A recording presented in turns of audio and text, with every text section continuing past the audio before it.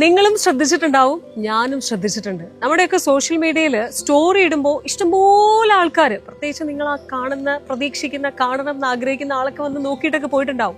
പക്ഷെ ഒരു പോസ്റ്റിലേക്ക് വരുമ്പോൾ നമ്മൾ എപ്പോഴും എല്ലായ്പ്പോഴും കാണുന്ന പോലെ ഒരു ലൈക്കോ ഒരു കമന്റോ ഇല്ലെങ്കിൽ അടിപൊളി ഞാൻ കണ്ടിരുന്നു, സോ പ്രൗഡ് ഓഫ് യു എന്നൊരു വാക്കോ അങ്ങനെ എത്രയോ പേര് നമ്മളെ ഫോളോ ചെയ്യുന്നുണ്ടാവും.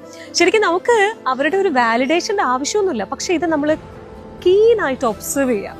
എത്ര പേര് കാണുന്നുണ്ട് നമുക്കറിയാം, എത്ര പേര് കമന്റ് ചെയ്യുന്നുണ്ട്, എത്ര പേര് ലൈക്ക് ചെയ്യുന്നുണ്ട്, ഇതൊക്കെ നമുക്കറിയാം. സോഷ്യൽ മീഡിയ അല്ല യാഥാർത്ഥ്യം എന്നുള്ളത് ഏറ്റവും വലിയൊരു പോയിന്റാണ്. അതിനെക്കുറിച്ച് വേറെ എനിക്ക് പറയാനുണ്ട്, അത് പിന്നെ പറയാം.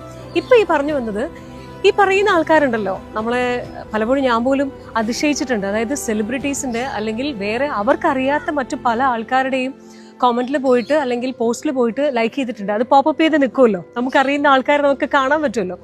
ഇവർ നമ്മുടെ പോസ്റ്റിൽ ഒന്നും ലൈക്ക് ചെയ്തിട്ടില്ലല്ലോ എന്ന് പലപ്പോഴും ഞാൻ